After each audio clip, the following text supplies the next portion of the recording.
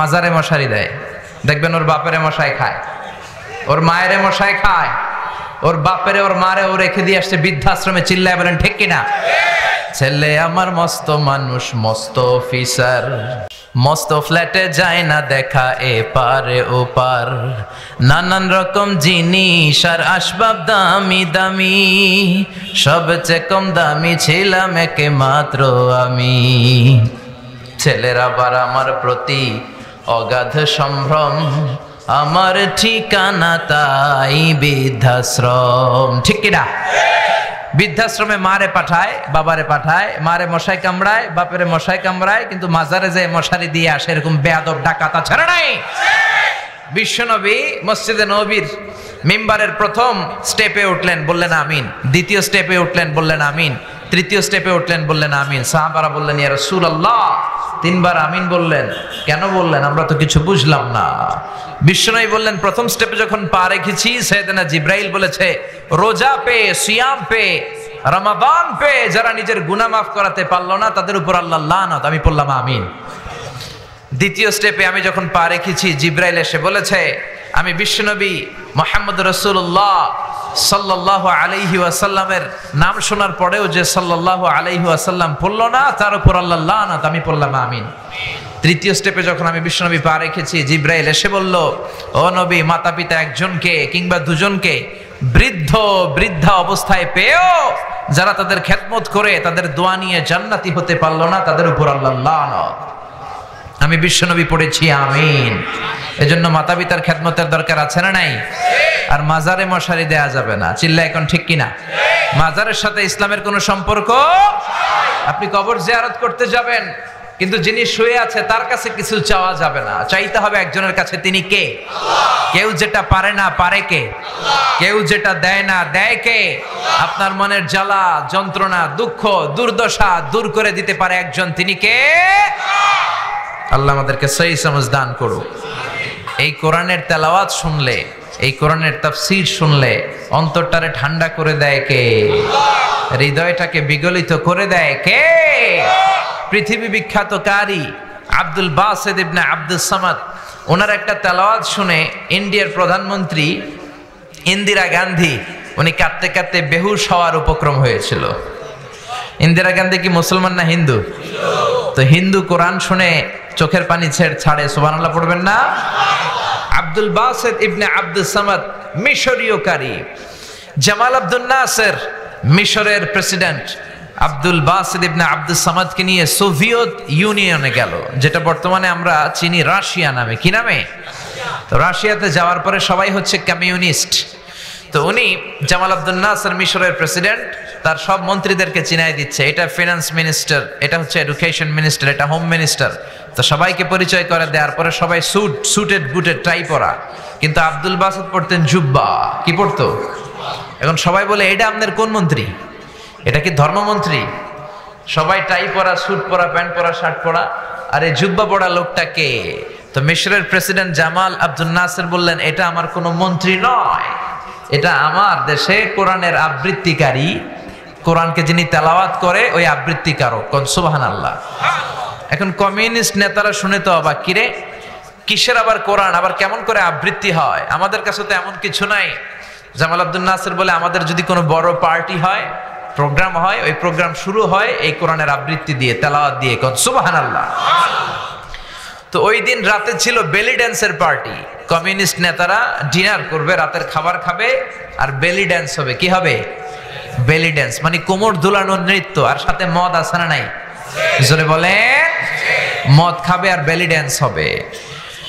তো রাশিয়ার প্রেসিডেন্ট বলল, আজকের রাতের বেলি ড্যান্সটা আমরা অফ রাখি, আপনি যেই আপনাদের ধর্মীয় গ্রন্থের আবৃত্তিকারককে নিয়ে এসেছেন তার আবৃত্তি আমরা শুনবো আর মদ খাবো। মদ খাবে আর কোরআন শুনবে। তো জামাল আব্দুল নাসের বললেন, যা হোক, তারপরেও কোরআনের কথাটা শোনাই না, দেখি কি হয়। সুবহানাল্লাহ পড়বেন না?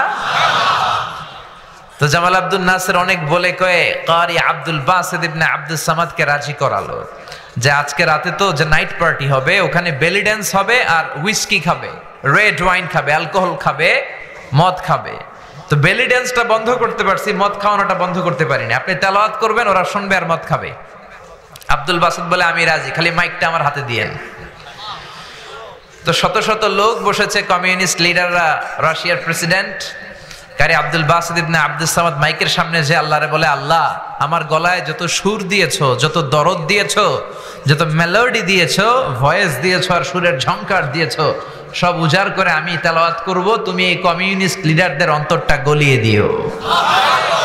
উনি চোখ বন্ধ করে তেলাওয়াত করতে শুরু করলেন। উনি আউযু বিল্লাহি মিনাশ শাইতানির রাজীম বলে যখন টান দিলেন, সবাই মদের বোতল টেবিলে রেখে দিয়ে আব্দুল বাসিতের তেলাওয়াতের দিকে মনোযোগী হয়ে গেল। কেউ আর মদ খায় না, পাগলের মতো তাকিয়ে আছে। উনি দীর্ঘ লম্বা সময় তেলাওয়াত করলেন। ওনার তেলাওয়াত যারা শুনেছেন, ওনার রেসাইটেশনের স্টাইল হচ্ছে লম্বা দম নেয়, তারপর তাল লয় নিয়ে আবার টান দেয়, আবার দীর্ঘ সময় থামে, আবার পড়ে। লম্বা সময় উনি তেলাওয়াত করলেন। ওনার তেলাওয়াত শুনতে শুনতে কমিউনিস্ট লিডাররা নিজেদেরকে আর ধরে রাখতে পারলো না। মদ তো খাই না, এখন কাঁদতে শুরু করছে। দাঁড় দাঁড় করে ওদের চোখ দিয়ে পানি পড়তে শুরু করেছে। এই দৃশ্য দেখে জামাল আব্দুল নাসের, রাশিয়ার প্রেসিডেন্ট, এরা তো অবাক।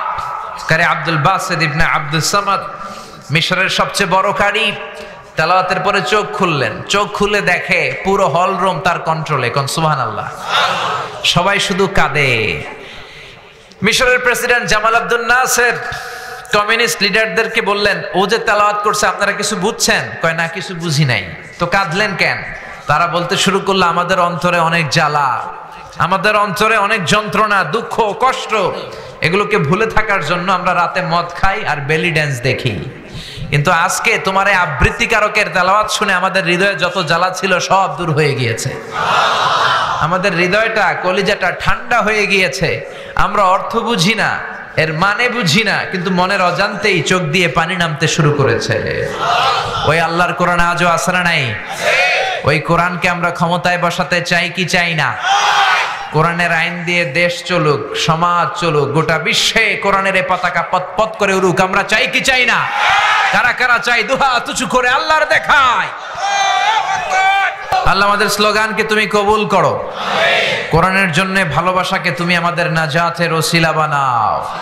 যে কোরআনের কারণে কমিউনিস্টরা কাঁদে, ওই কোরআন আজও আসরা নাই।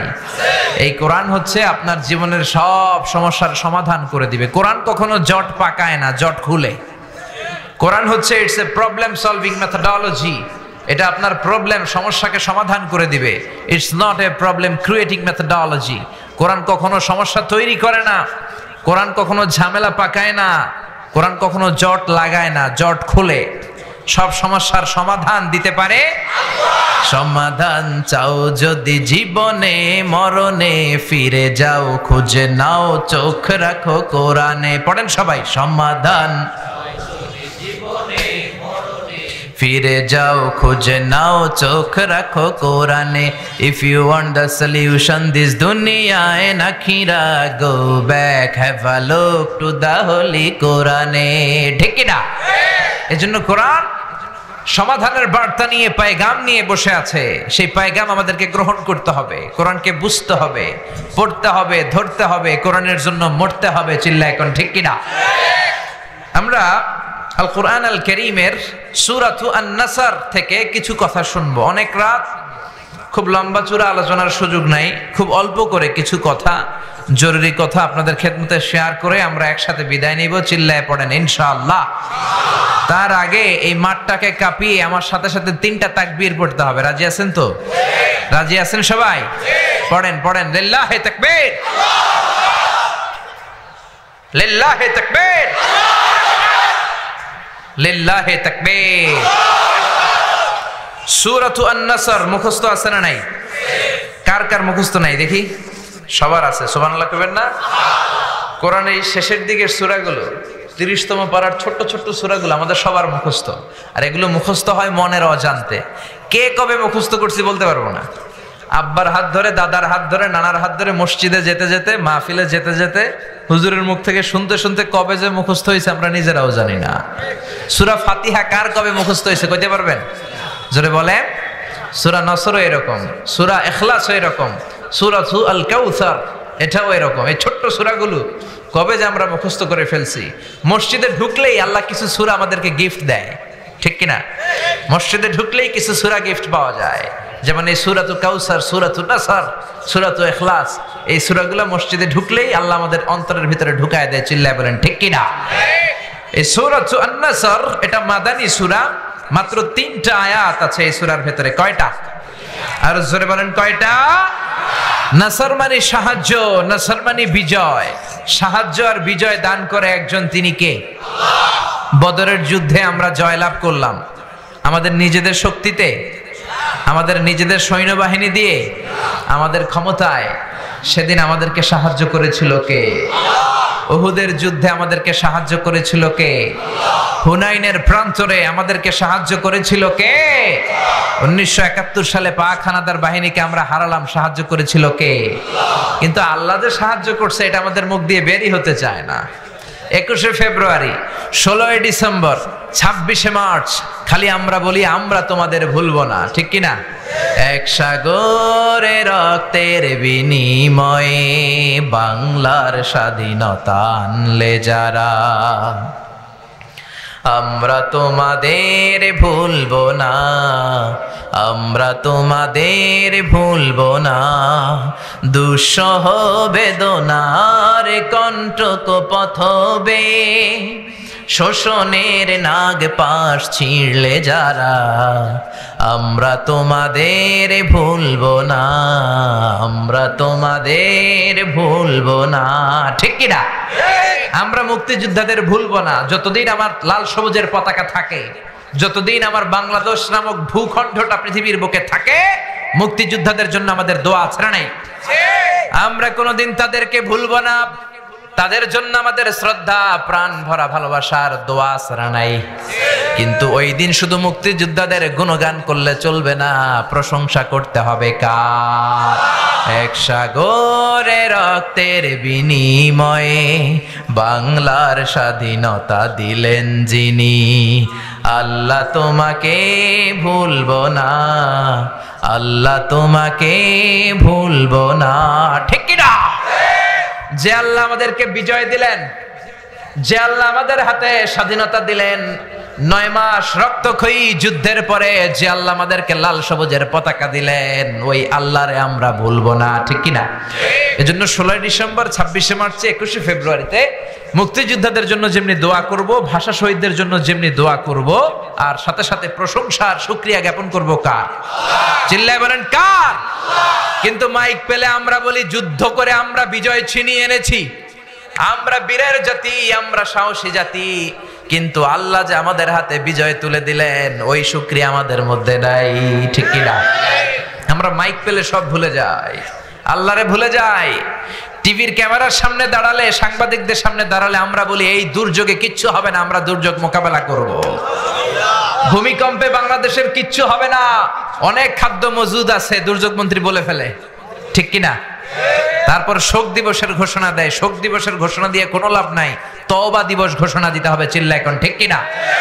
16 কোটি মানুষ আমাদের পাপের কারণেই দুর্যোগ। যাহারাল ফাসাদু ফিল বাররি ওয়াল বাহর বিমা কাসাবাত আইদিন নাস। জলে স্থলে অগ্নিকাণ্ড, ঝড় তুফান, ভূমিকম্প যাই হয় সব আমাদের হাতের কামাই। এজন্য মন্ত্রীদের টিভির সামনে এসে বলা দরকার, আমরা জাতীয় তওবা দিবস ঘোষণা দিলাম। কোন দিবস? প্রধানমন্ত্রীর নেতৃত্বে আমরা সবাই তওবা করলাম। চিল্লায় বলেন তওবা করতে কোনো আপত্তি আছে? কথা কন। এজন্য আমাদেরকে বিজয় দিয়েছে কে? আমাদেরকে 1971 সালে পাক হানাদার বাহিনীদেরকে হারানোর ব্যাপারে সাহায্য করেছে কে? আল্লাহর সাহায্য ছাড়া আমরা বিজয় পাইতাম? জোরে বলেন পাইতাম? এজন্য রব্বুল আলামিন বলেন, ইযা জাআ নাসরুল্লাহি ওয়াল ফাত ওয়া রাআইতান নাসা ইয়াদখুলুনা ফি দীনিল্লাহি আফওয়াজা ফাসাব্বিহ বিহামদি রাব্বিকা ওয়াস্তাগফিরহু ইন্নাহু কানা তাওয়াবা। পড়েন আল্লাহু আকবার। এই সূরাটি মাদানী সূরা। কি সূরা? আর জোরে বলেন। 10ম হিজরিতে নাজিল হয়েছে, হাজ্জাতুল ওয়াদা'ের সময়। বিশ্বনবী যখন হজ করেছিলেন, বিশ্বনবী জীবনে হজ করেছিলেন একটা। কয়টা? অনেকে এটা জানে না। 4টা উমরা করেছেন, মাত্র একটা হজ বিশ্বনবীর নসিবে ছিল। এটাই হচ্ছে বিদায় হজের বাণী বা ভাষণ যে আমরা শুনি, সেই বিদায় হজ, শেষ হজ এটাই বিশ্বনবীর একটা মাত্র হজ। ওই হজের মৌসুমে আইয়ামুত তাশরিকের সময় মিনা প্রান্তরে বিশ্বনবীর উপর এই 3 আয়াতের ছোট্ট সূরাটাকে নাজিল করেছে কে? এই সূরাটা হচ্ছে আখিরুস সূরাতি নুজুলান ফিল কুরআন, কোরআনের সর্বশেষ নাজিল হওয়া পূর্ণাঙ্গ সূরা। কোরআনের সর্বপ্রথম নাজিল হওয়া পূর্ণাঙ্গ সূরা হচ্ছে সূরাতুল ফাতিহা। কোন সূরা? আর কোরআনের সর্বশেষ নাজিল হওয়া পূর্ণাঙ্গ সূরা হচ্ছে সূরাতুন নাসর। চিল্লায়ে পড়েন আল্লাহু আকবার।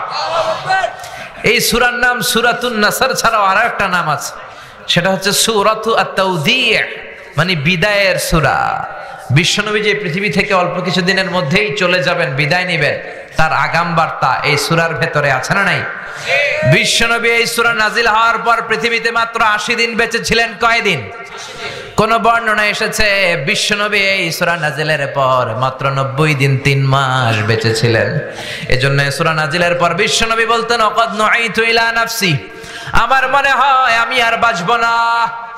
এই সূরার অর্থ থেকে মনে হয় এই পৃথিবীতে আমি আর বেশি দিন নাই, কারণ আল্লাহ বলেছেন ও নবী যখন সাহায্য আসবে আর বিজয় আসবে আর আপনি দেখবেন লোকজন ঢলে ঢলে দলে দলে কালিমা পড়ে মুসলমান হয়ে যায়।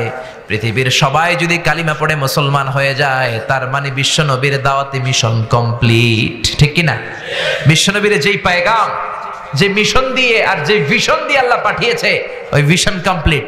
বিশ্বনবীর আর পৃথিবীতে থাকার দরকার নাই। চিল্লা এখন ঠিক কি না? এই কথা শুনে বিশ্বনবীর কন্যা কলিজার টুকরা নয়নের পুতুলি সাইয়্যিদাতুনা ফাতিমা রাদিয়াল্লাহু তাআলা আনহা ফাবাকাত, কাঁদতে শুরু করলেন। বিশ্বনবী বললেন ইসবিরি ইয়া ফাতিমা, ধৈর্য ধরো ফাতেমা, কান্না করো না, কেননা ফাইন্নাকি আউয়ালু আহলি বাইতি লিহাকান বি, এই পৃথিবী থেকে চলে যাওয়ার পরে সর্বপ্রথম আমার পরিবারের সদস্যদের মধ্য থেকে তুমি আমার সাথে সাক্ষাৎ করবে রে ফাতেমা। বিশ্বনবী মাত্র এই সূরা নাজিলের পর কয়দিন বেঁচে ছিলেন? 80 দিন। সাইয়েদনা ওমর ফারুক যখন খলিফা, আশিয়াখু বদর, বদরের শায়েখ সাহাবীদের সাথে, বয়স্ক সাহাবীদের সাথে ছোট্ট একটা সাহাবাকে মিটিং এ রাখতেন। ওনার নাম আব্দুল্লাহ ইবনে আব্বাস। কি নাম? সবাই বলেন কি নাম? উনি হচ্ছেন রাইসুল মুফাসসিরিন। এই পৃথিবীতে যত মুফাসসির আসবে তাদের সর্দার। এই যে আমরা তাফসীর করি, আমরা তো তাফসীরের কিছু জানিই না, তাফসীরের তাও তো আমরা জানি না, তারপরে তো আমরা কোরআনের খেদমত করে যাচ্ছি। গোটা বিশ্বে যত তাফসীর কারক ছিল, অনাগত ভবিষ্যতে আসবে, সব মুফাসসিরদের সম্রাট হচ্ছে বিশ্বনবীর চাচাতো ভাই আব্দুল্লাহ ইবনে আব্বাস। চিল্লায় পড়েন সুবহানাল্লাহ। সাইয়েদনা ওমর ফারুক বয়স্ক সাহাবীদের মিটিং এ আব্দুল্লাহরে রাখতেন। বয়স্ক সাহাবারা বলে, মনে মনে বলে, আমাদের নাতির বয়সের এই ছেলেটারে কেন ওমর ফারুক মিটিং এ রাখে? মনে বড় কষ্ট লাগে, এই ছোট্ট ছেলেটারে কেন আমাদের মিটিং থেকে উঠায় দেয় না? আমরা মুরব্বীরা মিটিং করব, ছোট্ট বাচ্চা সাহাবী কেন? ওমর ফারুক যখন কথাটা শুনলেন মনে মনে ভাবলেন ঠিক আছে আমি বুঝাবো কেন এই ছেলেরা রাখি।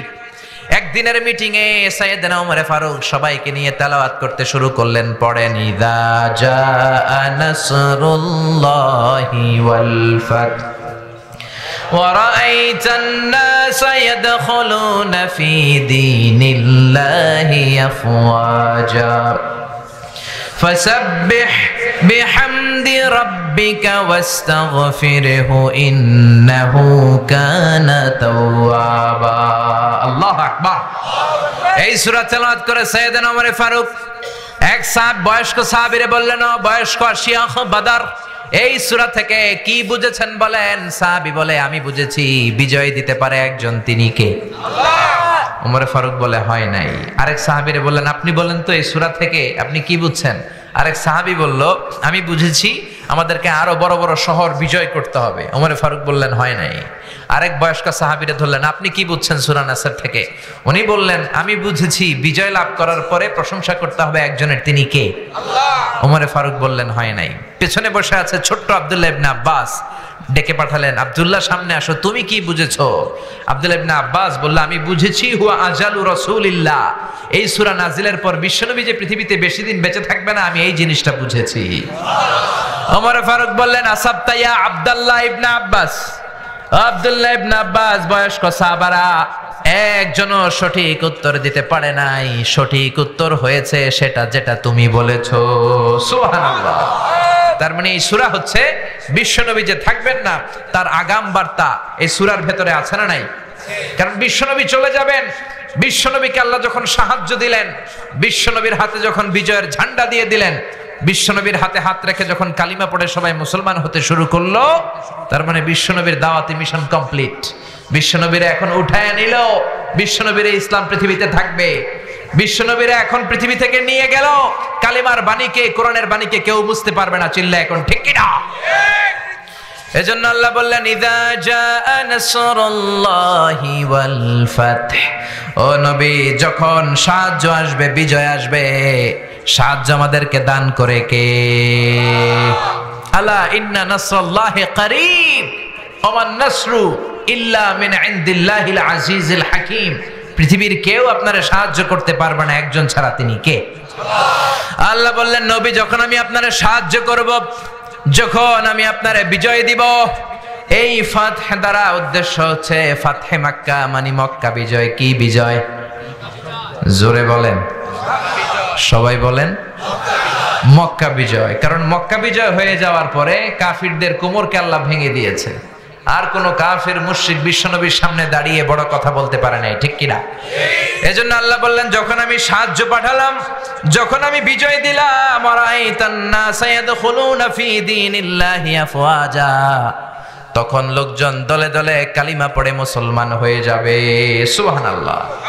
ও নবী যখন আমি আপনার সাহায্য দিব, বিজয় দিব, এজন্য বিশ্বনবীকে আল্লাহ তাআলা বিজয় চাওয়ার জন্য, ক্ষমতা চাওয়ার জন্য দোয়া করতে বলেছে। আল্লাহ নিজে শিখিয়ে দিয়েছে, ও নবী আপনি দোয়া করেন আমি যেন আপনার ক্ষমতার চেয়ারে বসাই, আমি যেন আপনার ক্ষমতা দেই, আমি যেন আপনার সাহায্য করি।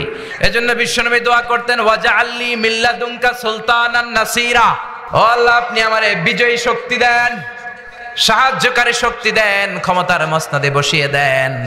কারণ ক্ষমতার মসনদে বসালে আমি কোরআনকে গোটা বিশ্বের মানুষের উপরে কায়েম করে দেব, ঠিক কি না? এজন্য বিশ্বনবী বলতেন ইন্নাল্লাহা লা ইয়াযআউ বিসুলতান মা লা ইয়াযআউ বিল কুরআন। আল্লাহ মাঝে মাঝে ক্ষমতার প্রয়োগে সমাজে এমন কিছু করান যেটা কোরআন দিয়ে করানো যায় না। চিল্লাই কোন ঠিক কিনা? আমরা আজীবন নামাজের ওয়াজ করব, কিন্তু সবাই নামাজি হবে না।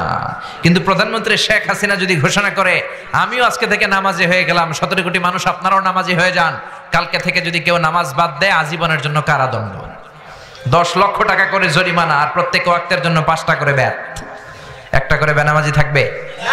বাংলার জমিনে কোনো জেলায়, কোনো থানায়, কোনো গ্রামে, কোনো মহল্লায়, কোনো পাড়ায়, কোনো বাড়িতে কোনো বেনামাজি থাকবে? চিল্লায় বলেন থাকবে?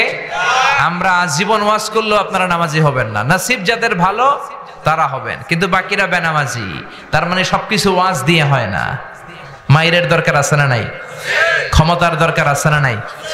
ও মিয়া, বড় বড় আল্লাহর ওলিরা, আলেম ওলামারা বাংলার জমিনে সুদের বিরুদ্ধে ওয়াজ করেছে, মদের বিরুদ্ধে ওয়াজ করেছে, আমরাও করব, কিন্তু আজ মদ আছে না নাই?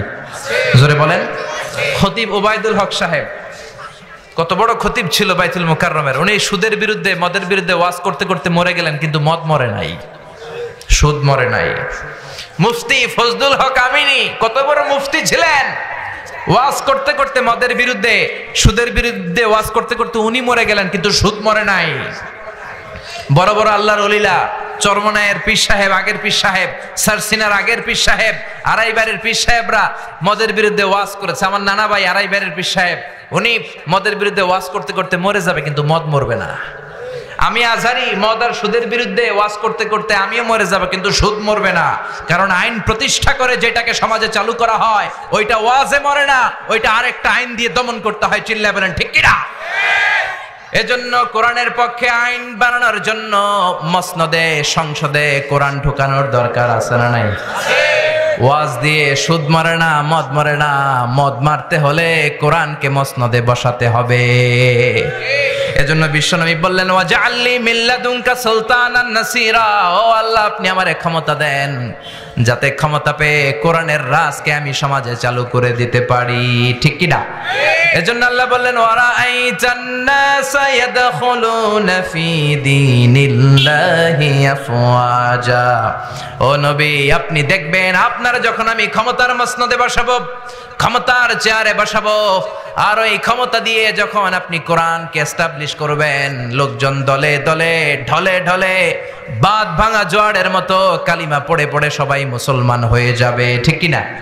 কোরআনের এই অগ্রযাত্রা, ইসলামের এই অগ্রযাত্রা পৃথিবীর কেউ ঠেকাতে পারবে? কোন জেল, জরিমানা, রক্তচক্ষুর ভয় দেখিয়ে কোরআনের আওয়াজকে থামানো যায়? কোরআনের আওয়াজকে থামানো যাবে? কোরআনের ব্যাপারটা একেবারেই ভিন্ন। এটারে থামাইতে গেলে এটা লাফায় ওঠে, এটারে বন্ধ করতে চাইলে এটা হুঙ্কার দিয়ে গর্জে ওঠে, চিল্লা এখন, ঠিক কিনা? কোরআনের আওয়াজকে বন্ধ করা যায় না, কোরআনের এই শিক্ষাকে বন্ধ করে দেয়া যাবে না। এক জায়গায় আপনি কোরআনকে বন্ধ করতে চাইবেন, কোরআনকে স্তব্ধ করতে চাইবেন, অন্যান্য জায়গায় কোরআন গর্জে উঠবে, চিল্লা এখন, ঠিক কিনা? এজন্য ঢলে ঢলে বানের পানির মতো লোকজন কালিমা পড়ে মুসলমান হতে শুরু করেছে। এই নিউজগুলো আমরা অনেকে জানি না। ইউরোপে, আমেরিকাতে প্রতিদিন স্ট্রিট দাওয়া হয়, কলেজ দাওয়া হয়, রাস্তায় রাস্তায় দাঈরা কালিমার দাওয়াত দিয়ে খ্রিস্টানদেরকে, হিন্দুদেরকে, ইহুদিদেরকে কালিমা পড়ায় মুসলমান বানায় ফেলছে। হাজার হাজার লোক ইসলামের সুশীতল ছায়াতলের নিচে চলে আসছে, কিন্তু এগুলো সিএনএন এ কভার হয় না, কেবল নিউজ নেটওয়ার্কে এগুলো পাবেন না, বিবিসিতে, ব্রিটিশ ব্রডকাস্টিং কর্পোরেশনে এগুলো আসে না, কারণ এগুলো আসলে গোটা বিশ্বে একটা তোলপাড় তৈরি হয়ে যাবে। এগুলো আসে না, এই নিউজগুলো আমরা শুনতে পাই না। বানের পানির মতো, বাঁধ ভাঙা জোয়ারের মতো লোকজন ইউরোপে, আমেরিকাতে কালিমা পড়ে মুসলমান হচ্ছে। খ্রিস্টানদের এখন সবচেয়ে বড় চিন্তা, who is this Muhammad, what is this Quran, what is this Islam? কি এই ইসলাম, কে এই মুহাম্মদ, কি এই কোরআন? বিশ্বনবীর নাম লিখে তারা অনলাইনে সার্চ করে, দে search by writing Muhammad, then they find a big biography of the last messenger. They read, they become convinced, they cry, and some of them they accept Islam. তারা বিশ্বনবী সম্পর্কে জানার জন্য বিশ্বনবীর নাম লেখা অনলাইনে সার্চ দেয়, অনলাইনে বিশ্বনবীর জীবনী পায়, পড়ে তারা অবাক হয়। অনেকে চোখের পানি ছাড়ে, যাদের নসিব ভালো কালিমা পড়ে মুসলমান হয়ে যায়। খোদ আমেরিকাতে এখন মুসলমানের সংখ্যা 30 লাখেরও বেশি, হাজার হাজার মসজিদ হচ্ছে আমেরিকায়। ইউরোপিয়ান সোসাইটিতে মুসলমানদের অবদান দিনকে দিন বাড়ছে। একটা জরিপে, একটা স্ট্যাটিস্টিক্সে এসেছে, একটা সার্ভেতে এসেছে, after the twin tower attack the number of Muslim community already have been doubled in United states of America. Twin tower অ্যাটাকের পর, 9/11 এর পর আমেরিকাতে আগে যা মুসলমান ছিল, এই 9/11 এর পরে, টুইন টাওয়ার অ্যাটাকের পরে এখন মুসলমান তার দ্বিগুণ হয়ে গেছে। এজন্য যত সভ্যতা, যত শক্তি, যত সুপার পাওয়ার আছে সবগুলোকে অবদমন করে সর্বশেষ যেই পাওয়ারটার উত্থান ঘটবে সেটার নাম ইসলাম। সেটার নাম কি? বিশ্বাস হয়? একটু সন্দেহ লাগে, একটু সন্দেহ লাগে না? স্যার স্যামুয়েল হ্যান্টিংটন একটা বই লিখেছে, দি ক্ল্যাশেস অফ সিভিলাইজেশন, সভ্যতার সংঘাত। তিনি বলেছেন পৃথিবীতে এত এত সভ্যতা, সবগুলো সভ্যতার পরে সর্বশেষ যেই সভ্যতাটার বিজয় হবে, সুপার পাওয়ার হিসেবে যেই সভ্যতাটা দাঁড়িয়ে থাকবে, সেটার নাম ইসলামের সভ্যতা। সুবহানাল্লাহ। এজন্য ইমানের নূর দিয়ে, কালিমার নূর দিয়ে আল্লাহ যারে ধন্য করতে চায়, পৃথিবীর কোন শক্তি তাকে সেই নূর থেকে মাহরুম করতে পারে। আমেরিকাতে প্রথমে মুসলমান হলো বক্সার মোহাম্মদ আলী। আপনি ইন্টারনেটে Muslim community in United states of America দিয়ে সার্চ দিলে এদের নামগুলো পাবেন। কি পরিমাণে সেলিব্রিটিরা আমেরিকাতে মুসলমান হয়েছে। তিনি 60-এর দশকে মুসলমান হয়েছে, ইন্তেকাল করেছে 2016 সালে। এরপরে মুসলমান হয়েছে নীল আর্মস্ট্রং, যিনি প্রথম চাঁদে গিয়েছিলেন। এডউইন অলড্রিন আর মাইকেল কলিন্সকে নিয়ে চাঁদে নেমে দেখে চাঁদের এই মাথা থেকে ওই মাথাটা ফাটা। পৃথিবীতে এসে বিশ্বনবীর জীবনী পড়ে জানতে পেরেছে বিশ্বনবী আঙ্গুলের ইশারায় চাঁদকে 2 ভাগ করেছেন। এই ঘটনা জেনে সে কালিমা পড়ে মুসলমান হয়েছে। তার মুসলমান হওয়ার পরে আমেরিকাতে মুসলমান হওয়ার হিড়িক লেগেছে। দলে দলে সেলিব্রিটিরা কালিমা পড়তে লাগলো। মুসলমান হলো ফ্রান্সের বিখ্যাত surgeon doctor Morris Bucaille. France তার বাড়ি, তার মানে ইউরোপে, পুরো ইউরোপ কেঁপে গেল। তিনি তার নাম রেখেছেন কনভার্টেড মুসলিম হিসেবে সুলাইমান। এরপরে এরকম শত শত সেলিব্রিটি, পাকিস্তানের ক্রিকেটার ইউসুফ ইওয়ানা কালিমা পড়ে মুসলমান। টনি ব্লেয়ারের আপন শালী লরেন বুথ একজন মিডিয়া কর্মী, কালিমা পড়ে মুসলমান। নেলসন ম্যান্ডেলার আপন নাতি, দক্ষিণ আফ্রিকার প্রেসিডেন্টের নাতি, কালিমা পড়ে মুসলমান। পপ স্টার আমেরিকার মাইকেল জ্যাকসন কালিমা পড়ে মুসলমান। ইন্ডিয়ার তামিল নায়িকা মানুকি রেহা মারতিরাজ কালিমা পড়ে মুসলমান। সুবহানাল্লাহ কইবেন না? নাম রেখেছে রাহিমা। এরকম হাজার হাজার লোক কালিমা পড়ে মুসলমান হয়ে যাচ্ছে। এজন্য ইসলামের বিরুদ্ধে ষড়যন্ত্র করে জেল জরিমানার ভয় দেখে ইসলামের অগ্রযাত্রাকে ঠেকিয়ে রাখা যাবে না। চিল্লায় এখন ঠিক কিনা? আল্লাহ বললেন ইউরিদুনা লিউতফিউ নূরাল্লাহি বিআফওয়াহিহিম ওয়াল্লাহু মুতিম্মু নূরিহি ওয়ালাউ কারিহাল মুশরিকুন। ইসলাম বিরোধীরা, কোরআন বিরোধীরা, তারা চায় তাদের মুখের ফুৎকারে কোরআনের বাতি, ইসলামের বাতিকে নিভিয়ে দিবে। আল্লাহ বললেন, ও গোলাম শোনো, ইসলামের বাতিকে নিভিয়ে দেয়া এত সহজ নয়। আমি কিয়ামত পর্যন্ত রব্বুল আলামিন নিজেই ইসলামের বাতিকে জ্বালিয়ে রাখবো। গত 10 বছরে আপনি সার্ভে করলে দেখবেন বাংলাদেশে তাফসীর মাহফিলের সংখ্যা বেড়েছে না কমেছে? দাড়িওয়ালার সংখ্যা বেড়েছে না কমেছে? কোরআনের প্রতি প্রেম, আগ্রহ আর ভালোবাসা বেড়েছে না কমেছে? মুফাসসিরদের উপর আগ্রাসনের কারণে তাফসীর মাহফিল বন্ধ হয়েছে? এক মুফাসসির কারাগারে, লক্ষ মুফাসসির ঘরে ঘরে। চিল্লায় এখন ঠিক কিনা? এক মুফাসসিরকে নিষিদ্ধ করলে আরো 10 মুফাসসির আল্লাহ জমিনে পয়দা করে দিয়েছে। এক জায়গায় কথা বলার সুযোগ বন্ধ হয়েছে, আরো 10টা রাস্তা উন্মুক্ত হয়েছে। এজন্য ইসলামের অগ্রযাত্রা, কোরআনের অগ্রযাত্রাকে বন্ধ করা এত সোজা না। ইসলামের হেফাজতের দায়িত্ব স্বয়ং নিয়েছে কে?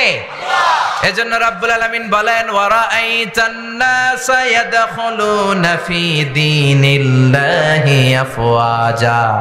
ও নবী, আপনি দেখবেন দলে দলে, ঢলে ঢলে, বাঁধ ভাঙা জোয়ারের মতো লোকজন কালিমা পড়ে মুসলমান হয়ে যায়। সুবহানাল্লাহ পড়েন। অবাক করা কাণ্ড যে ইউরোপে, আমেরিকাতে, গোটা মুসলিম বিশ্বে এত অধপতনের পরেও তারা কেন কালিমা পড়ে মুসলমান হয়? আমরা হচ্ছি সুপার পোর, সবচেয়ে দরিদ্র, সবচেয়ে নির্যাতিত, নিষ্পেষিত একটা জাতি। আমাদের কোনো সেন্ট্রাল লিডারশিপ নাই। মিয়ানমারে আমগরে মাইরা ভর্তা বানাইতেছে, ধমক দিবে এরকম ধমক দেওয়ার মতো নেতাটাও নাই। ঠিক কিনা? তারপরে ইসলামের অগ্রযাত্রা অব্যাহত আছে না নাই? কেন মুসলমান হচ্ছে লোকজন? কেন কালিমা পড়ে ইসলামের সুশীতল ছায়ার ভেতরে আসছে? এর কারণ ইসলামকে আল্লাহ এত ইউনিক, আনপ্যারালাল, এত সমৃদ্ধ এবং বিবেক সুলভ, জীবন ঘনিষ্ঠ ধর্ম হিসেবে এই পৃথিবীতে পাঠিয়েছেন। ইসলাম নিয়ে কেউ যদি অ্যানালাইসিস করে, গবেষণা করে, সে যদি বুদ্ধিমান হয়, সে কালিমা পড়ে মুসলমান হয়ে যায়। চিল্লায় এখন ঠিক কিনা? ইসলামকে আল্লাহ কিছু খাসায়েস দিয়েছে, আনপ্যারালাল বৈশিষ্ট্য দিয়েছে, যেগুলো পৃথিবীর কোন ধর্মের ভেতরে নাই। সুবহানাল্লাহ পড়েন। আপনি এক এক ধর্মের ভেতরে এক এক ধরনের অসারতা পাবেন। সব ধর্মের প্রতি আমি শ্রদ্ধা রেখেই বলছি, কোন ধর্মের ব্যাপারে আমাদের অ্যালার্জি নাই। কারণ আপনি কোন ধর্ম চুজ করবেন এটা আপনার পার্সোনাল ইস্যু। কিন্তু সব ধর্মের উপর শ্রদ্ধা রেখে বলছি, ইসলাম ধর্মের মতো এত জীবন ঘনিষ্ঠ, এত জীবন সমৃদ্ধ ধর্ম পৃথিবীতে আর দ্বিতীয়টা নাই। ঠিক কিনা? আপনি খ্রিস্ট ধর্মে যান, ওরা শুধু এক বিবাহকে জায়েজ করেছে, একজন পুরুষ শুধু একটা বিয়ে করতে পারবে, ওই স্ত্রী মূল্যে আর একটা। কিন্তু ইসলাম 4টা স্ত্রীকে একসাথে রাখার অনুমতি দিয়েছে। চিল্লা এখন ঠিক কিনা? আপনি ইহুদি হতে চান, ইহুদি হতে পারবেন না। বাই বর্ন আপনাকে ইহুদি হতে হবে। আপনার মা যদি ইহুদি না হয়, আপনি ইহুদি হতে পারবেন না। কিন্তু সব ইহুদি, হিন্দু, খ্রিস্টানের জন্য আমাদের ইসলামের দুয়ার উন্মুক্ত আছে না নাই? হিন্দু ধর্মে একটা নিয়ম ছিল যে স্বামী যদি মারা যেত, তার বউ বেঁচে থাকলে বউকেও আগুনে পোড়ানো হতো।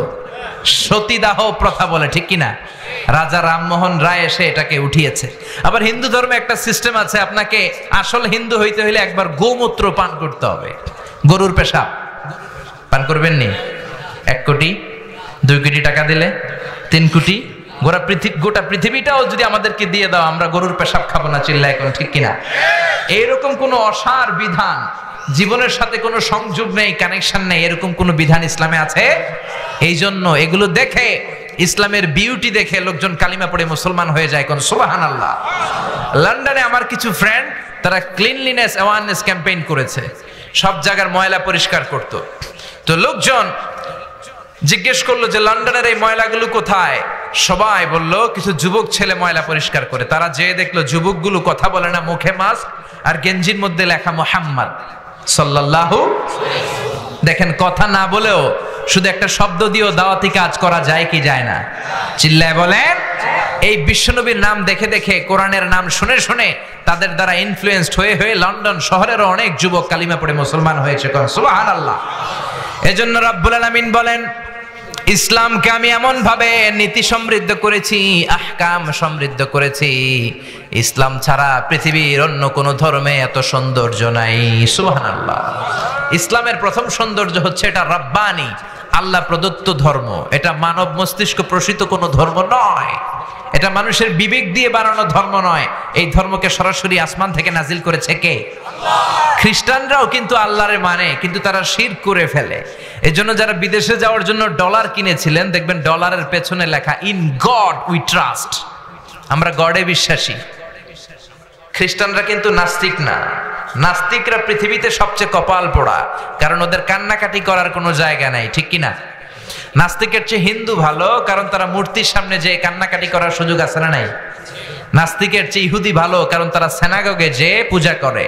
নাস্তিকের চেয়ে খ্রিস্টান ভালো, কারণ তারা জেসাস খ্রাইস্টের কাছে যে চায়। আমরা মসজিদে যে কার কাছে চাই? কিন্তু নাস্তিকরা কার কাছে চায়? জোরে বলেন, জোরে বলেন। ওদের চাওয়ার কোনো জায়গা আছে? এজন্য নাস্তিক হওয়া যাবে। ইউনাইটেড স্টেটস অফ আমেরিকার জনগণরা কিন্তু নাস্তিক নয়, ওরা খ্রিস্টান। প্রোটেস্ট্যান্ট, অর্থোডক্স আর রোমান ক্যাথলিক, এই তিনটা মাযহাব ওদের। আমাদের মাযহাব কয়টা? হানাফি, শাফিঈ, মালিকি, হাম্বলি। আর ওদের হচ্ছে রোমান ক্যাথলিক, প্রোটেস্ট্যান্ট, আর একটা হচ্ছে অর্থোডক্স। ওরাও আল্লাহরে বিশ্বাস করে, কিন্তু শিরক করে ফেলে। ট্রিনিটি, ওই যে শিরক করা যাবে না। ওরা ট্রিনিটিতে বিশ্বাসে, আরবিতে বলে তাসলিস, তৃত্ববাদ। ওরা বলে আল্লাহর ছেলে হচ্ছে ঈসা আর তার ওয়াইফ হচ্ছে মারিয়াম। এই কথা বলেই সব গুলায় ফেলছে। চিল্লায় বলেন ঠিক কিনা? আল্লাহ বলে ইসলামের প্রথম সৌন্দর্য এটা রব্বানি ধর্ম। পৃথিবীর কোন মানুষের মন মস্তিষ্ক প্রসূত কোনো কথা দিয়ে কোরআন চলে না, ইসলাম চলে না। ইসলাম চলে একজনের কথায়, তিনি কে? আল্লাহ। এই জন্য কবরে গেলে প্রথম প্রশ্ন, মার রব্বুক, তোমার রব আছে কিনা ওইটা জিজ্ঞেস করা হবে। আপনি যদি বলেন আমি জানি না আমার রব কে, মায়ের আছে না নাই? মাটিতে না পিঠে? আপনাকে সাহস নিয়ে ফেরেশতাদের সামনে জবাব দিতে হবে, আল্লাহ আমার রব। জোরে, আল্লাহ আমার রব, এই রবি আমার সব, দমে দমে তনু মনে তারি অনুভব। আল্লাহ আমার রব, এই রবি আমার সব। চিল্লায় পড়েন আল্লাহু আকবার। এখন অনেকে প্রশ্ন করতে পারে, হুজুর খ্রিস্ট ধর্ম এটাও তো আল্লাহ পাঠিয়েছে, কথা ঠিক। ইহুদি ধর্ম এটাও তো আল্লাহ পাঠিয়েছে, এই কথাও ঠিক। কিন্তু উত্তর হচ্ছে, খ্রিস্ট ধর্মের যে স্ক্রিপচার, রিলিজিয়াস বুক, এটাকে তারা অক্ষুণ্ণ রাখতে পারে নাই। দে ডিস্টর্টেড দেয়ার রিলিজিয়াস স্ক্রিপচার। তারা তাদের ইনজিলকে পরিবর্তন করেছে। আল্লাহ তাআলা সাইয়েদনা ঈসা আলাইহিস সালামের উপর যে ইনজিল পাঠিয়েছিল পৃথিবীতে, এখন কি ওই ইনজিল অবশিষ্ট আছে? জোরে বলেন। কিচ্ছু অবশিষ্ট নেই। আমি নিজে ইনজিল পড়েছি, আমি ধর্মতত্ত্বের ছাত্র। আল আজহার ইউনিভার্সিটিতে ম্যাথিউ, লুক, গসপেল, বাইবেলের শ্লোকগুলো আমাদেরকে পড়তে হয়েছে। আল্লাহ তাওরাত কিতাব পাঠিয়েছিলেন তুর পাহাড়ের উপর সাইয়েদনা মুসার কাছে। ওই তুর পাহাড়েও আমি 2 বার উঠেছি। ইহুদিবাদও আল্লাহ পাঠিয়েছে, খ্রিস্টবাদও আল্লাহ পাঠিয়েছে, কিন্তু তাদের কিতাব তাওরাত আর ইনজিল তারা আল্লাহর পাঠানো কিতাবের মতো রাখে নাই। যার যেমন মন চায় ওইরকম কথা ঢুকিয়েছে। চিল্লা এখন ঠিক কিনা? কিন্তু 1500 বছরের ব্যবধানে আল্লাহর কোরআনের 6666 আয়াতের একটা আয়াতেরও পরিবর্তন ঘটেছে? একটা জেড জবরের কোনো পরিবর্তন হয়েছে? একটা অক্ষরের কোনো পরিবর্তন হয়েছে? কোনোদিন পরিবর্তন হবে? পৃথিবীর সব কোরআনগুলোকে একসাথে স্তূপ করে আপনি যদি আগুন জ্বালিয়ে দেন, তাইলে মনে হয় পৃথিবীতে আর কোরআন থাকবে না? থাকবে, থাকবে। আমার হাফেজদের কলিজায় কোরআন আছে না নাই? যদি আগুন লেগে ধ্বংস হয়ে যায়,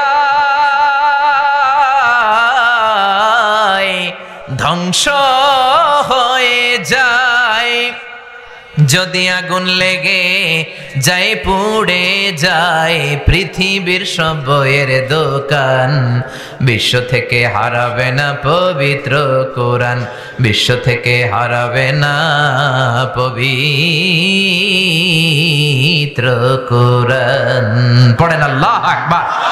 এজন্য আগুন জ্বালিয়ে দিয়ে পৃথিবীর থেকে কোরআনকে নিশ্চিহ্ন করে দেয়া যাবে না। আমাদের হাফেজ ভাইদের সেনার ভেতরে, কলিজার ভেতরে কোরআনের আয়াতগুলোকে সংরক্ষিত করে দিয়েছে কে? এজন্য এই ধর্মের ইউনিকনেস হচ্ছে আল্লাহ স্বয়ং নিজেই এই ধর্মের যে কিতাব কোরআনকে হেফাজত করছে, এই ধর্মকে হেফাজত করছে। তাই পৃথিবীর কোনো শক্তি বা অপশক্তি কিংবা পরাশক্তি ইসলামের কিচ্ছু করতে পারবে না। চিল্লা এখন ঠিক কিনা? এই ধর্মের দ্বিতীয় ইউনিকনেস হচ্ছে আল ইনসানিয়া, এটা মানবতার ধর্ম। ইসলাম বলে সবার উপরে মানুষ সত্য, তাহার উপরে নাই। চিল্লায় পড়েন আল্লাহু আকবার। আবার রব্বুল আলামিন বললেন ওয়ালাকাদ কাররামনা বানি আদম, আমি বনি আদমকে আশরাফুল মাখলুকাত বানিয়ে সম্মান দিয়েছি। ফামান শাআ ফালইউমিন ওয়া মান শাআ ফালইয়াকফুর, যার মন চায় কালিমা পড়বা, যার মন চায় কালিমা পড়বা না, কোনো জোরাজুরি লা ইকরাহা ফিদ্দিন। বিশ্বনবী যখন কোন এলাকায় যেতেন তিনটা প্রস্তাব দিতেন। এক হচ্ছে আসলিম তাসলাম, কালিমা পড়ো, শান্তিতে রাখবে কে? আল্লাহ। কালিমা পড়বা না, খ্রিস্টান থেকে যাবা, থাকো, আমাদেরকে ট্যাক্স দিবা, আমরা তোমাদেরকে নিরাপত্তা দিব। কালিমাও পড়বো না, খ্রিস্টান থেকে ট্যাক্সও দিবা না, তাহলে আমার তলোয়ার তোমাদের আর আমার মাঝে ফায়সালা করে দিবে। চিল্লায় বলেন ঠিক কিনা? এজন্য ইসলাম হলো মানবতার ধর্ম। বিশ্বনবী একটা লাশ দেখে দাঁড়ায় গেলেন। সাহাবী বললেন ইন্নাহু ইয়াহুদি। ও নবী, আপনি দাঁড়ায় গেলেন কেন? লাশটা তো মুসলমানের লাশ নয়, ইহুদির লাশ। কার লাশ? জোরে বলেন।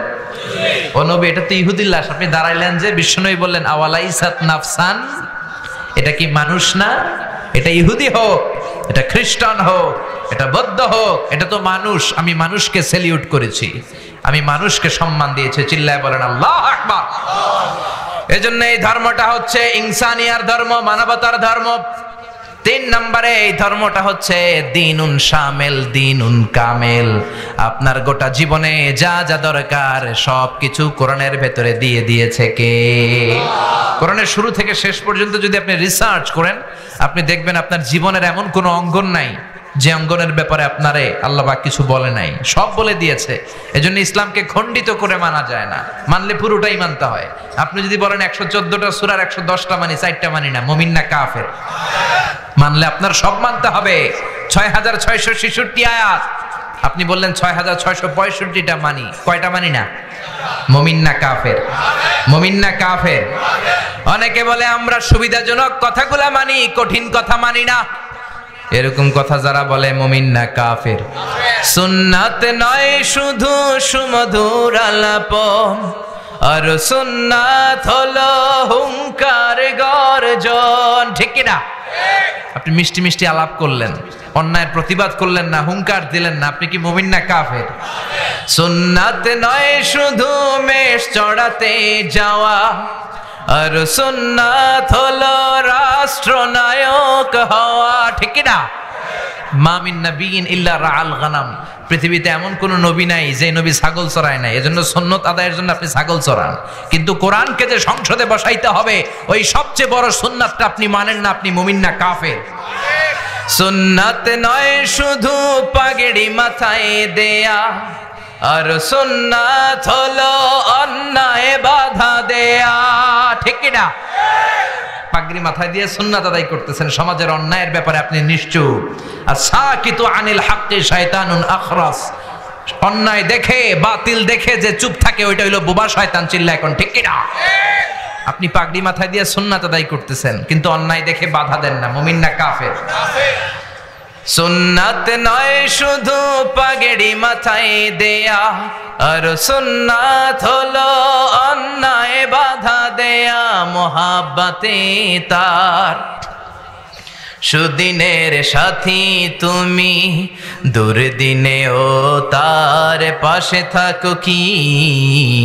আরো কিছু সুন্নাত আছে তুমি জানো কি, জানলেও জীবনে কখনো তা মানো কি। সুন্নাত নয় শুধু দাওয়াতের মেহমান, খালি দাওয়াত খাইবেন সুন্নাত হয়ে গেল? হ্যাঁ, সুন্নাত নয় শুধু খাওয়া শেষে মধুপান। মিলাদের পর গরম গরম জিলাপি, সুন্নাত শেষ নাকি? আরো কিছু সুন্নাত আছে তুমি জানো কি, জানলেও জীবনে কখনো তা মানো কি। চিল্লায় বলেন ঠিক কিনা? এজন্য রব্বুল আলামিন বলেন, গোলাম মানলে পুরোটাই মানবা, তাইলে তোমারে পাক্কা মুমিন বানায় দিবে কে? এই ইসলামের আরেকটা অনন্য বৈশিষ্ট্য হচ্ছে ইসলাম মানা সোজা। ইসলাম মানা কঠিন না সহজ? ইসলামের যত নিয়ম আপনার সাথে স্যুট করবে, আপনার সাথে ম্যাচ করবে, আপনার সাথে যাবে না, স্যুট করে না, ম্যাচ করে না, এমন কোন নিয়ম আল্লাহ দেয় নাই। সুবহানাল্লাহ। দাঁড়িয়ে নামাজ পড়া ফরজ, দাঁড়াতে পারেন না, বসে পড়েন, কবুল করে নিবে কে? ওযু করে নামাজ পড়া ফরজ, ঠান্ডা লাগছে তায়াম্মুম করেন, কবুল করে নিবে কে? দামি জিনিস দিয়ে মহারণা দেওয়া ফরজ, টাকা নাই কিন্তু কোরআনের কয়েকটা সূরা জানেন, আপনার স্ত্রী সূরা পারে না, আপনি আপনার স্ত্রীকে কোরআনের সূরা পড়ায় দেন, এইটাকেও মোহর হিসেবে কবুল করবে কে? বিশ্বনবী বললেন, ইয়াসিরু ওয়ালা তুআসিরু বাশিরু ওয়ালা তুনাফিরু। ইসলামকে সহজ করে সাবলীল করে মানুষের কাছে উপস্থাপন করো, ইসলামকে কঠিন করে দিও না। চিল্লায় পড়েন সুবহানাল্লাহ। এজন্য ইসলাম মানা সহজ, ইসলামের মধ্যে কোনো কাঠিন্যতা নাই। বিশ্বনবী বললেন, ইদা জাআল আশা ওয়াল আশা ফাকদ্দিমুল আশা ক্বাবলাল ইশা। এশার আশা যদি একসাথে আসে, রাতের নামাজ মানে এশার নামাজকে আরবিতে বলে এশা, আরবিতে কি বলে? আর রাতের খাবার রে বলে আশা। রাতের খাবার রে কি বলে? বিশ্বনবী বললেন, এশা আর আশা এই দুইটা যদি একসাথে আসে, ফাকদ্দিমুল আশা ক্বাবলাল ইশা, এশার নামাজের আগে আগে আশা খাইয়া নিও, মানে রাতের খাবার খাইয়া নিও। সুবহানাল্লাহ কইবেন না? এশার আজানও হচ্ছে, আবার বিরিয়ানির প্যাকেটও চলে আসছে, গরম গরম বিরিয়ানি, কি করবেন? আগে খাবেন, কারণ না খেয়ে নামাজে দাঁড়ালে বিরিয়ানির চিন্তা আছে না নাই? হ্যাঁ, আমার প্যাকেট নিয়ে কেউ চুরি করে নিয়ে যায়, না জানি আমার ভাগে ছোট প্যাকেট পরে, টেনশন আছে না নাই? কত সুন্দর ইসলাম! আপনার ডিমান্ডকে, আপনার জীবনের প্রয়োজনকে গুরুত্ব দিল কে? চিল্লায় বলেন কে? এগুলো দেখে লোকজন কালিমা পড়ে মুসলমান হয়ে যায়। এই ইসলামটা হচ্ছে নলেজ বেসড রিলিজিয়ন। এই ইসলামের মধ্যে কোনো গোজামিল নাই। আমি গোজামিল দিলে আমারও আপনারা ধরবেন, চিল্লায় এখন ঠিক কিনা? কিন্তু বাইতুল মুকাররমের খতিব গোজামিল দিলে মনে হয় সমস্যা নাই নাকি? উনি গোজামিল দিলেও ধরবো। কাবার ইমাম শাইখ আব্দুর রহমান সুদাইস যদি গোজামিল দেয় 7 খুন মাফ। হ্যাঁ, ওনারও ধরবেন, এত সাহস, ওনাকেও ধরতে হবে। গোজামিল নাই, কারণ এই কোরআনের প্রথম কথা শুরু হয়েছে পড়ো, নলেজ গ্যাদার করো। কোরআনের প্রথম কথা কি? ইকরা বিসমি রাব্বিকাল্লাযী খালাক, খালাকাল ইনসানা মিন আলাক। আল কোরআনের প্রথম বাণী পড়ো, আল হাদিসে নবীর কথা পড়ো।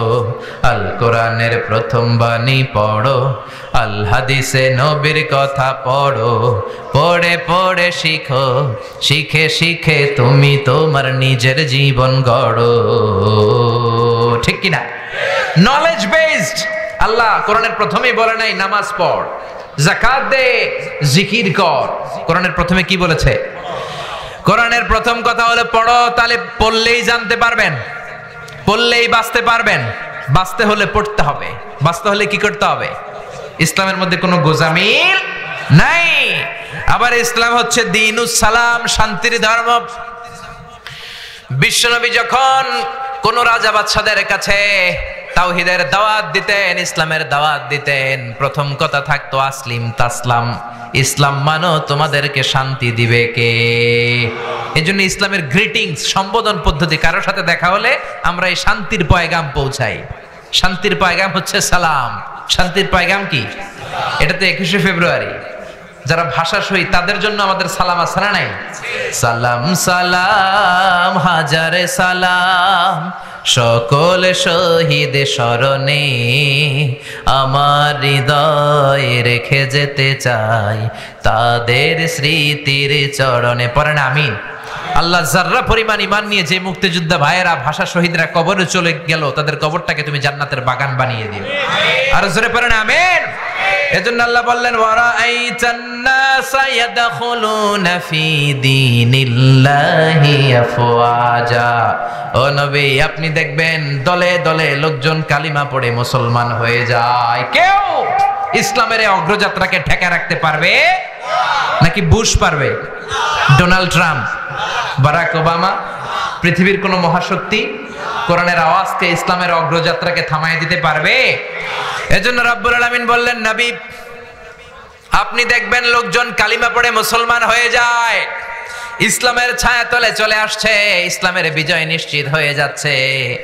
বিজয় যখন চলে আসবে তখন কোন কর্মসূচি পালন করবেন সেই কথাও সূরা নাসরে আছে না নাই? বিজয় চলে আসছে, গোটা বিশ্বে কালিমার পতাকা পতপত করে উঠছে। বিজয়ের পরে কি করবেন আল্লাহ বলে দিলেন।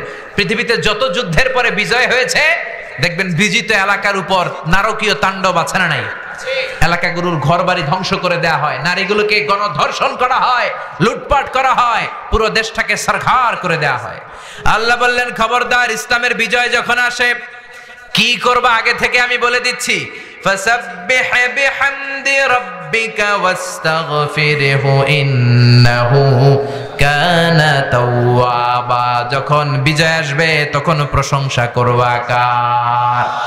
শুধু মুক্তিযোদ্ধাদের গুণগান গাবা না, মুক্তিযোদ্ধাদের গুণগানের সাথে সাথে পাশাপাশি আল্লাহর শুকরিয়া করার দরকার আছে না নাই?